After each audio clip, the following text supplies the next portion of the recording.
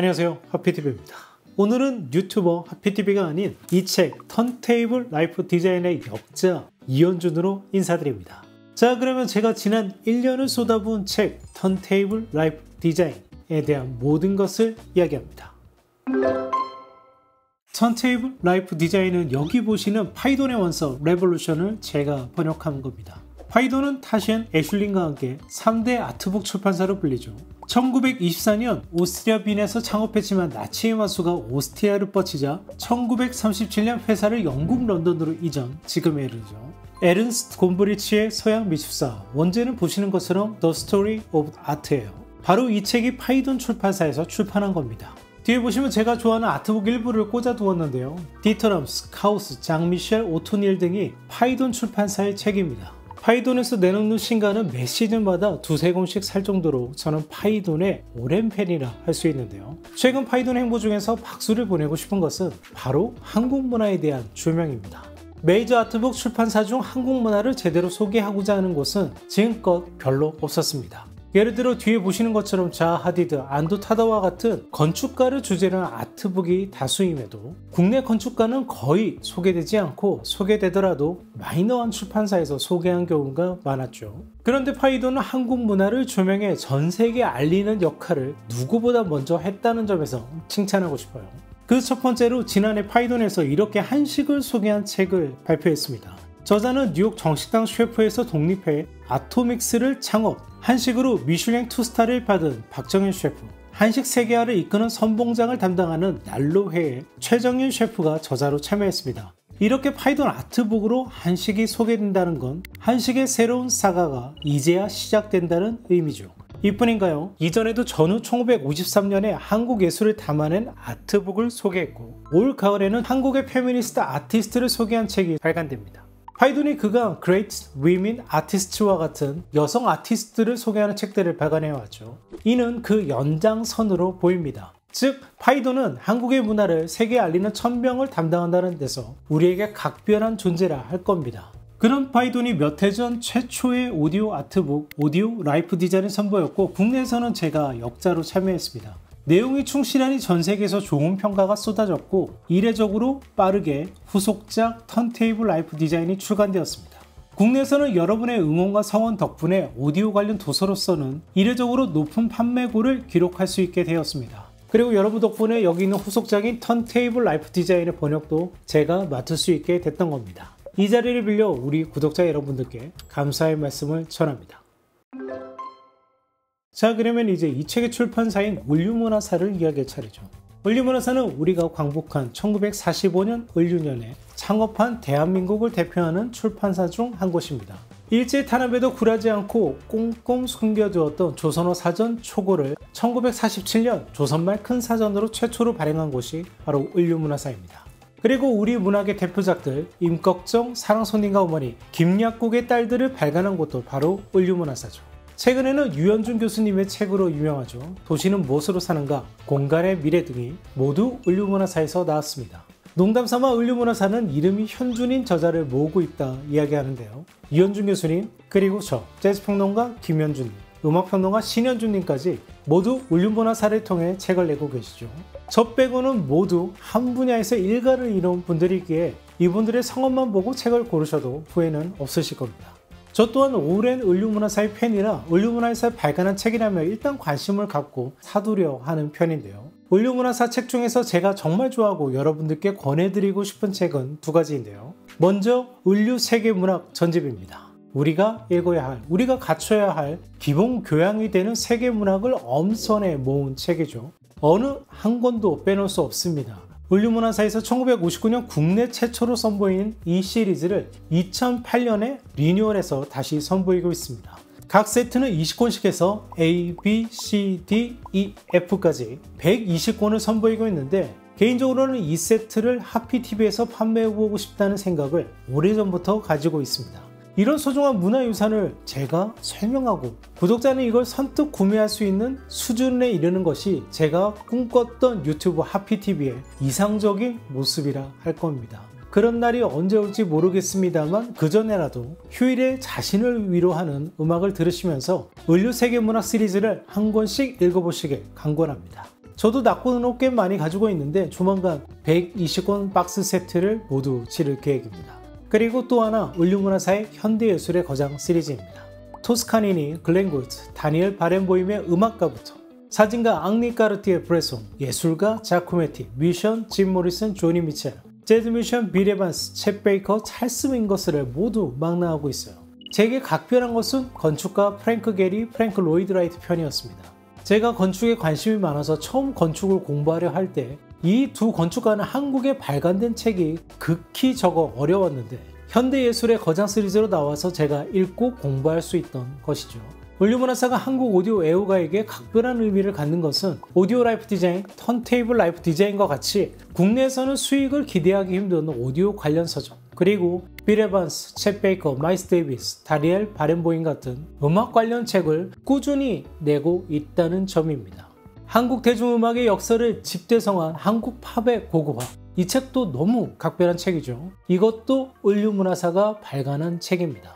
이렇게 주옥같은 음악서적을 발간할 수 있다는 이유는 멋진 빈티지 오디오를 소장하고 있는 오디오 애호가이기도 하시죠. 누구보다 음악을 사랑하는 울류문화사 정상준 대표 덕분이 아닐까 생각해봅니다. 찰스 밍거스를 번역한 재즈 평론가 황덕호 형님과 술자리에서 상업의 논리로 음악 오디오 서적이 좀처럼 나오지 못하는 한국 시장에서 울류문화사는 우리에게 고맙고 각별한 존재다, 이런 이야기를 나누기도 했습니다. 즉 오디오 라이프 디자인, 턴테이블 라이프 디자인은 울류문화사 그리고 정산준 대표가 없었다면 국내에 출간되기 힘들었다라는 생각이 듭니다. 구독자 여러분께서는 이런 울류문화사의 행보를 지지하고 응원해 주셨으면 하는 기대를 가져봅니다. 하피TV가 엄선한 오디오 홈시어터 제품을 하피TV몰에서 만나보세요. 이 책은 위대한 오디오 혁신가들의 이야기를 촘촘하게 기록하고 있는데요. 우리는 흔히 1877년 토마스 에디슨이 오디오를 발명했다고 알고 있죠. 네, 실제 특허를 가장 먼저 출원하고 제품화한 것은 에디슨이 맞습니다. 하지만 오디오 탄생의 기반을 제공한 것은 미국이 아닌 프랑스였다는 것을 이 책은 기록합니다. 1857년 에드와르 레옹 스캇 마르탱빌이라는 사람이 음성 신호를 시각적으로 기록하는 포노토그래프를 발명했고, 1877년 4월 시인이자 발명가였던 프랑스인 샤르 크로가 소리를 녹음하고 재생할 수 있는 기술의 논문을 제출하지만 알 수 없는 이유로 이 논문이 세상에 공개되는 것이 지연되죠. 1877년 12월에서야 이 논문이 세상에 공개되지만 그 사이 토마스 에디슨이 포노그래프의 특허를 출원해버렸어요. 하지만 에디슨은 원래 포노그래프를 원했던 것이 아니죠. 당시 미국의 부를 움켜쥐고 부의 중심이 유럽에서 미국으로 이전하게 만들었던 주인공 JP 모건의 후원으로 베일의 전화기 특허를 압도할 수 있는 전화기 개발에 몰두하다 우연히 발명하게 된 거예요. 하지만 에디슨은 돈을 쫓아 백열 정부에 몰두하게 되면서 개발해놓은 포노그래프에는 무관심했고, 이를 개선한 것은 벨, 그리고 탄소 마이크 특허를 벨에게 팔았던 독일 발명가 에밀 베를리너였습니다.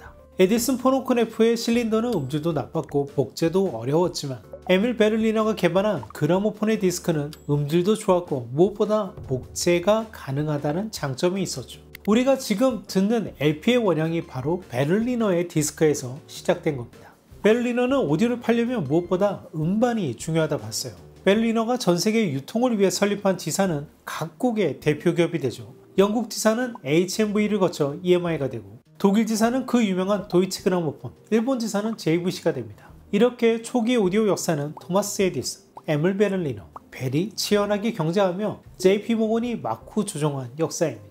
좀 더 자세한 내용은 책을 통해 확인하시길 바랍니다. 이렇게 문을 연 초기 오디오는 1920년대 전기 녹음 시대를 맞이하며 혁신하게 됩니다. 기존 레코드는 마이크 없이 녹음해 다이내믹 레인지가 무척이나 낮았어요. 그래서 오케스트라의 음을 담을 수 없었기 때문에 엘리코 카루소 같은 보컬곡이 인기가 높았던 거죠. 그런데 1916년 벨 연구소에서 콘덴서 마이크가 발명되고 소리를 증폭할 수 있는 회로 진공관이 발명되면서 전기 녹음 시대가 열린다는 것을 이 책은 자세하게 묘사하고 있습니다. 전기 녹음 덕분에 레코드의 음질이 한층 좋아지죠. 또 이때 등장한 재즈라는 음악 장르가 레코드 전성 시대를 열었다는 것도 기록하고 있습니다. 그리고 다시 한번 레코드가 혁신하게 되는 것은 1950년대 롱플레이, LP가 널리 보급되면서부터입니다. 롱플레이 개발 과정을 턴테이블 라이프 디자인이 자세하게 묘사하고 있습니다. 이전의 오디오는 턴테이블과 앰프, 스피커가 결합된 장전축, 일체형 오디오가 주류였습니다. 즉 턴테이블이 곧 오디오를 지칭했던 겁니다. 하지만 1950년대에 들어서면서 오디오 기기들이 턴테이블, 프리앰프, 파워앰프로 분화되기 시작했고 턴테이블은 단독 재생기기로서 본격적으로 혁신하기 시작합니다. LP로 오면서 회전수가 33, 3분의 1 회전으로 낮아지면서 토남은 가벼워지고 카트리지의 바늘은 보다 가늘고 하이 컴플라이언스, 보다 유연해져야 했습니다. 카트리지 또한 이후 MC 방식으로 진행하게 됩니다. 이 책에서 보시면 1950년대는 라디오 방송국을 위해 튼튼하고 견고한 디자인이 트렌드였습니다. 대표적인 모델이 독일의 EMT였습니다. 이 책에서 소개한 EMT 927은 지금도 콜렉터들이 가장 갖고 싶어하는 턴테이블이죠. 이 책에서는 1950년대 대표 턴테이블로 디터럼스가 주재한 브라운의 턴테이블 SK4를 꼽고 있습니다. 당시 턴테이블이 EMT와 같은 디자인이었던 것을 감안하면 브라운사의 이 디자인은 정말 놀랍죠. 이 책의 놀라운 점은 브라운의 오디오를 디터럼스 단독이 아닌 바우하우스의 멤버였던 바겐펠트 스튜디오 그리고 게르트 멜러, 한스 구겔로트의 공동 작업임을 명시하고 있다는 점입니다. 일반적인 책들은 그냥 디터럼스 디자인이라고 표기하고 말지만 실제 디터럼스는 이렇게 브라운의 오너 형제 덕분에 운 좋게도 최고의 디자이너들과 협업하면서 마스터피스를 내놓을 수 있었던 겁니다. 저자인 기디언 슈워츠는 이를 치밀하게 조사한 것으로 보입니다. 그리고 1960년대로 가면 아이들러 방식에 이어 벨트 드라이브 턴테이블이 등장하고 드디어 모노웨어 스테레오 LP가 등장해요. 스테레오의 첫 등장은 1950년대이지만 실제 스테레오 LP와 카트리지가 본격 보급된 것은 1960년대부터이기 때문입니다. 스테레오를 탄생시킨 주역 클레망 아데르, 스테레오의 아버지 앨런 블룸레인, 벨 연구소와 스테레오를 연구한 지휘자 레오폴드 스토콥스키, 난립하던 스테레오 표준 중 결국 선정된 것은 웨스턴 일렉트릭의 표준안이라는 내용을 이 책은 소개하고 있습니다. 스테레오의 탄생을 위해 어떤 오디오 혁신가들이 헌신했는지 꼭 읽어보시길 바랍니다. 1960년대를 대표하는 턴테이블 중 빼놓을 수 없는 것은 영화 클락워크 오렌지에 등장한 트랜스크립터스의 하이드롤릭 레퍼런스죠. 지금 봐도 놀라운 디자인인데 그때는 어땠겠어요? 이기의 생산을 맡은 미셸 엔지니어링이 이후 연장선에 있는 턴테이블 자이로덱을 발매했고 바로 이 턴테이블이 스티브 잡스가 사랑한 턴테이블이죠. 1970년대에는 현재까지 이어지는 턴테이블 명기들이 대거 소개되는 시기입니다. 턴테이블 역사의 한 획을 그은 명기 린 LP12가 실제로는 아리스톤 RD11을 모방했다는 것. 이는 아리스톤 RD11 생산을 린 창업자 티펜 부른 아버지 회사에서 했기에 가능했다는 이야기를 소개하고 있습니다. 그리고 토렌스 턴테이블 개수 제품 정도를 내놓던 뱅앤 올uf슨이 브라운이 디터럼스를 데려와 성공한 걸 보면서 덴마크의 디자이너를 발굴해 그에게 디자인을 맡깁니다. 그가 비에노의 디자인 역사를 써내려간 야콥 옌센이고 그의 작품이 베어그램 4000C입니다. 바로 이 표지에 나와 있는 턴테이블이죠. 이 제품은 디자인도 디자인이지만 리니어 트래킹감을 갖춘 선진적 설계까지 갖췄죠. 그리고 1970년대에는 데논, 테크닉스와 같은 일본 턴테이블이 부상하기 시작합니다. 일본은 트랜지스터 시장을 일찌감치 선점해 중저가 오디오에 주력하는 이미지였지만 장인을 우대하는 그들만의 전통 문화가 턴테이블, 카트리지, 토냥 분야에서의 세계적 장인을 탄생시키는 기반이 되죠. 이후 전설의 카트리지 코에치를 만드는 스카노 요시아키가 이때는 스펙스의 엔지니어로 근무했다는 것을 이 책은 소개하고 있습니다. 1990년대에 이르러 드디어 CD가 등장하며 턴테이블의 100년 왕정이 막을 내립니다. CD와 결합하며 턴테이블은 오히려 하이엔드에 더욱 집중합니다. 물량 투입을 아끼지 않은 거대하고 호화스러운 턴테이블이 이때부터 쏟아져 나오기 시작했습니다. 아이러니하게도 CD가 나오고 나서야 LP의 음질은 더 좋아지기 시작했던 거죠. 이때를 대표하는 턴테이블이 골드무트의 레퍼런스 턴테이블이죠. 지금의 골드무트 신화를 만든 주역입니다. 저도 다시 사고 싶은 턴테이블 중 하나예요. 1990년대에는 일본 턴테이블의 전성시대였습니다. 이 트렌드를 주도한 건 마이크로 세이키죠. 지금도 높은 가격에 거래되는 제품이고 또 이들이 설계한 나카미치 턴테이블은 정말 사진으로만 보셔도 감탄을 자아낼 겁니다. 이때 엔지니어로 근무한 니시카와 히데아키가 독립해 오디오 수입원 스텔라를 차렸고 이 회사는 일본 최대 오디오 수입원으로 성장합니다. 어느 정도 여유가 생긴 그가 과거 마이크로세이키 엔지니어들을 다시 모아 만든 브랜드가 현재의 테크다스입니다. 일본 오디오 수입원 협회장까지 맡은 그는 지난해 세상을 떠났습니다. 또 빼놓을 수 없는 건 바로 테크닉스예요. 1970년대 뉴욕에서 힙합이 태동하는 데 기반을 제공한 건 바로 테크닉스였습니다. 스크래칭과 같은 기술을 써도 문제없이 바로 제 속도로 복귀하는 다이렉트 턴테이블을 DJ들은 필요로 했고, 탁월한 내구성과 놀라운 음질을 보여주는 테크닉스가 제격이었죠. 그런데 저자 기디언 쇼츠가 놀라운 건 이 힙합의 시작이 그랜드마스터 플래시라는 DJ였고, 그가 쓴 턴테이블이 테크닉스 SL1200이었다는 걸 알았다는 거죠. 저자가 원래 뉴욕 태생이고 백인이지만 비스티보이즈처럼 힙합 뮤지션을 꿈꿨기에 이를 정확히 알았던 거예요. 그래서 힙합 뮤지션들에게 테크닉스가 어떤 존재였는지, 그리고 힙합 뮤지션들이 턴테이블 침체 시대에도 꾸준히 클럽씬에서 LP를 애용하며 결국 LP의 부활을 이끌어낸 주역이라고 보고 있는 겁니다. 어떤 LP 관련 서적에서도 보여지지 못했던 대단히 날카로운 시선이에요.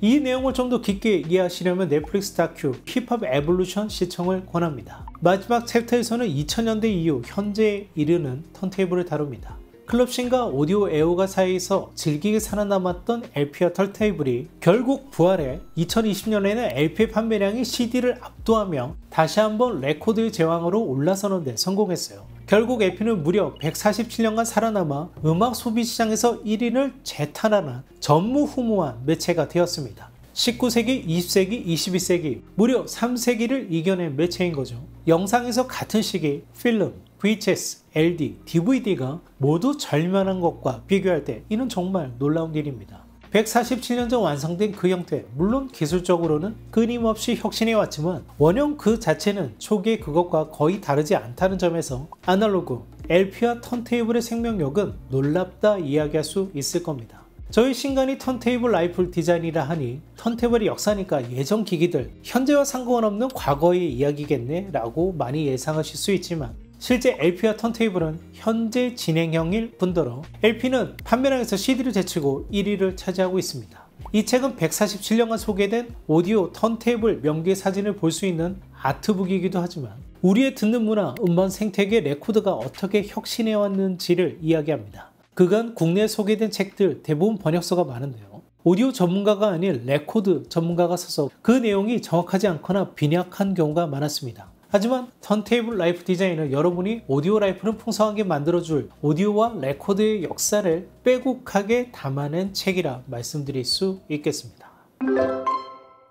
턴테이블 라이프 디자인 언박싱 영상에서 사이본 판매에 대한 문의가 참 많았는데요. 이 영상을 보시는 바로 지금부터 턴테이블 라이프 디자인 사인본 판매를 시작합니다. 더보기나 쇼핑에 있는 링크에서 구매하시면 되고요. 아직 여기 있는 오디오 라이프 디자인을 구매하지 못한 분들을 위해 이 두 책의 합본 판매도 하고요. 이 경우에는 약간의 할인이 더 적용됩니다. 턴테이블 라이프 디자인 사인본을 기다리신 분께 도움이 되었으면 합니다. 턴테이블 라이프 디자인 발간의 기념에 북토크를 진행합니다. 이 행사를 통해 가능하면 하피TV 구독자 여러분을 많이 만나 뵙고 싶고요. 또 가능하다면 부산이나 대구 같은 지방도시도 가보고 싶은 생각도 있는데요. 일단 첫 번째 북토크는 정해졌습니다. 6월 20일 저녁 7시 30분, 장소는 서울 서촌에 있는 음악바 온그라운드입니다. 지난 북토크를 진행했던 곳이라 아마 기억하는 분들이 계실 텐데요. 참여 신청은 영상을 보시는 바로 지금부터 가능합니다. 신청 링크는 더보기란에 남겨놓겠습니다. 이번 북토크에서는 책의 이해를 도울 에디슨 벨, 에밀 베른이나 초기 오디오 혁신가, 그리고 한국 최초의 오디오웨어가 고종에 대한 이야기를 위주로 이야기해보려 생각하고 있습니다. 이외에도 오디오 구매 팁 같은 이야기도 곁들일 생각이니 많은 참여 부탁드립니다. 많은 분들이 오디오 평론가인데 왜 자신의 책을 먼저 내지 않고 번역서를 주관하느냐 이야기해 주시는데, 저는 한국의 오디오 문화라는 토대를 갖추는 데 있어서 이런 충실한 오디오 역사사가 반드시 있어야 한다고 생각했습니다. 이 작업은 사명감에 진행했다 이야기할 수 있을 거예요. 이렇게 제 오랜 염원이 담겨있는 오디오 역사서 2권이 완성됐으니 저는 이제 열심히 내년에 발간한 제 책에 좀 더 집중할 수 있지 않을까 생각합니다. 그간 준비했던 책을 먼저 출간하고 그 이후에는 OTT 완벽 감상을 위한 홈시어터 입문서도 계획하고 있습니다. 하지만 최근 도서 시장은 불황으로 어렵다고 하죠. 오디오 관련 서적은 더더욱 어렵다고 합니다. 오디오 서적이 2세까지 찍는 경우가 별로 없다고 해요. 이 영상은 제가 번역한 턴테이블 라이프 디자인을 홍보하기 위함이지만 다른 오디오 책도 관심을 가져주시면 좋겠다는 생각을 가져봅니다. 여기 뒤에 보시면 오디오에 대한 기초 기술 설명을 돕는 로버트 할리의 책이나 PS 오디오의 폴 맥고하니가 쓴 더 스테레오 같은 책들, 제가 평소 즐겨 읽는 책인데 이런 책들도 한국에 번역되어 나올 수 있는 환경이 조성됐으면 합니다. 그러기 위해서 무엇보다 오디오 라이프 디자인과 턴테이블 라이프 디자인 많이 사랑해 주시고, 이 책 재밌게 보셨다면 오디오 평론가 선배님들께서 쓰신 최은욱의 아날로그 오디오 가이드, 김기인 대표님의 아날로그 오디오 같은 책도 읽어보시길 권합니다. 지금까지 하피TV였습니다. 감사합니다.